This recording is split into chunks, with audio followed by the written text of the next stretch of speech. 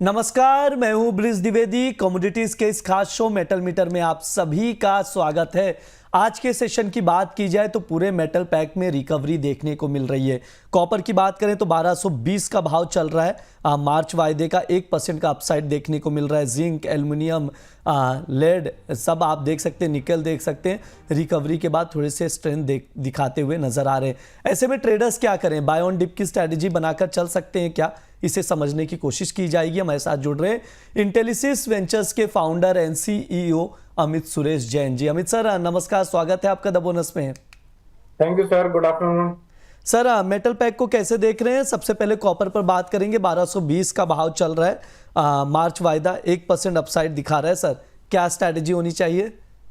Bridge जी देखिए, अभी तो रिकवरी मोड पर है कॉपर। मार्च वायदा अभी अगर पहले ही समझते हैं फरवरी वायदा जिसका रोल ओवर हुआ है वो क्या चल रहा है और अगला वायदा क्या चल रहा है, क्योंकि जब रोल ओवर का दिन होता है या फिर कटान का दिन होता है उस दिन हमें दोनों कॉन्ट्रैक्ट को देखना चाहिए। मेरे ख्याल से मैक्सिमम दर्शक लोग ये सारी चीजें नहीं करते हैं, तो एक लर्निंग के रूप में समझिएगा। 10 रुपए के आसपास का रोल ओवर कॉस्ट है। जिस किसी ने भी ऊपर के स्तरों पर करंट वायदा बाय किया हुआ था वो बाय किया हुआ होगा तो वो ऑब्वियसली 1300-1400 रुपए फोमो के चक्कर में किया होगा। वो यहाँ पर रोल ओवर करेगा तो यहाँ से अब बहुत ज्यादा एक्सटेंडेड रैली आ जाए या फिर 1300-1400 रुपए हो जाए उसकी संभावना कम लगती है। क्योंकि यहाँ पर क्यों संभावना कम लगती है? क्योंकि अगर यहाँ से ये ऊपर भागता है और फिर नीचे आता है तो गैप फिल करके ट्रेंड को कंटिन्यू करता है।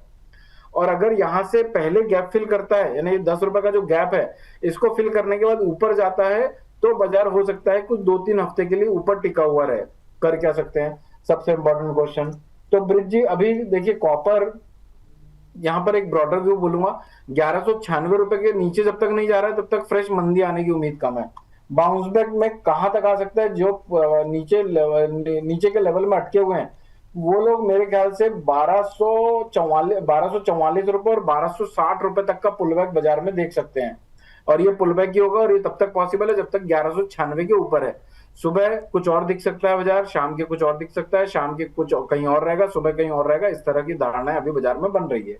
तो स्टॉप लॉस मेंटेन करके चलना है और टारगेट्स यानी एग्जिट प्लान पहले से बना के रखना है और उस पर रिजिड नहीं होना है, क्योंकि बाजार में हो सकता है आपके मुनाफा लेने के बाद फिर से कोई मोमेंट और आपको लगे ओ यार ये छोड़ दिया, वापस से फिर आप डबल पोजीशन बनाते हैं, ओवर ट्रेडिंग करते हैं, आया हुआ भी चला जाता है। तो ब्रिज कॉपर में एक रणनीति है, 1203-1204 के आसपास मिले तो वहां पर ले सकते हैं। मार्च वायदे की बात कर रहा हूँ, हालांकि आ भी सकता है, कोई भरोसा नहीं है।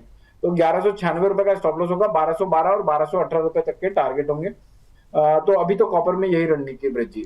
जी बिल्कुल। कॉपर में सर ने व्यू दिया है, ट्रेडिंग कॉल स्क्रीन पर है। कॉपर मार्च वायदा 1203 या 1204 के लेवल पर लॉन्ग करके चल सकते हैं, 1218 तक के टारगेट के लिए, और 1196 का स्टॉप लॉस लगाने की सलाह दी जा रही है। अब जिंक पर भी बातचीत कर लेते हैं। 329 का भाव चल रहा है। आधे % की रिकवरी देखने को मिल रही है। सर जिंक पर क्या व्यू है आपके?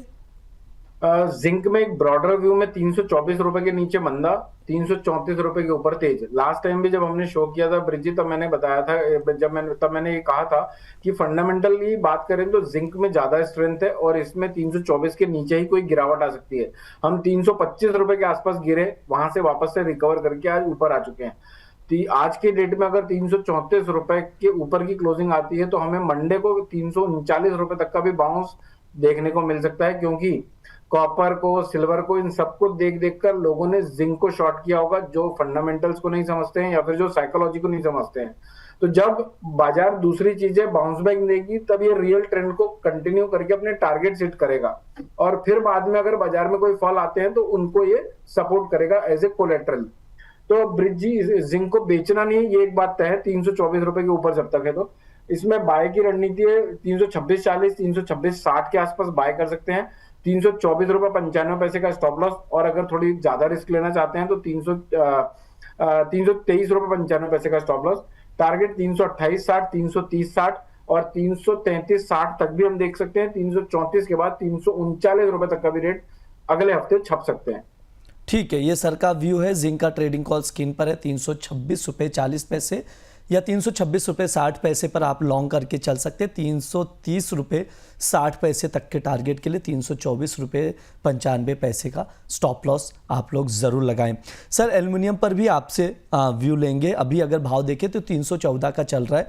सर क्या कुछ लेवल्स देख रहे हैं? साथ ही मॉर्निंग के सेशन में एक सवाल आया था, ममता जी थी, उनका सवाल था क्या एल्युमिनियम 360 का भी भाव दिखा सकता है क्या ब्रॉडर व्यू में? कितने साल में? सर ये तो नहीं पूछा उन्होंने, सिर्फ 360 के लिए पूछा है। क्या 360 एल्युमिनियम जा सकता है क्या? 20-22% बढ़ना, और वो भी जब स्पेशली जब कंसोलिडेशन फेज में है बाजार, तो एकदम इमीडिएटली पॉसिबल नहीं लगता है। और ये अगर आपका स्क्रैप का काम है या फिर आपका व्यापार एल्युमिनियम से रिलेटेड है तो मुझे लगता है साल डेढ़ साल में ये पॉसिबल है। लेकिन अगर कॉन्ट्रैक्ट वाइज अगर हम बात करें कि मार्च में आ जाएगा कि अप्रैल में आ जाएगा, तो इससे आगे के फॉरवर्ड कॉन्ट्रैक्ट में तो लिक्विडिटी भी नहीं होती है। तो मेरे ख्याल से उनका जिन्होंने सवाल किया है वो स्क्रैप का काम होगा या फिर उनका इंडस्ट्री होगा कोई, तो साल डेढ़ साल के टाइम ओरिजिन में आ सकता है।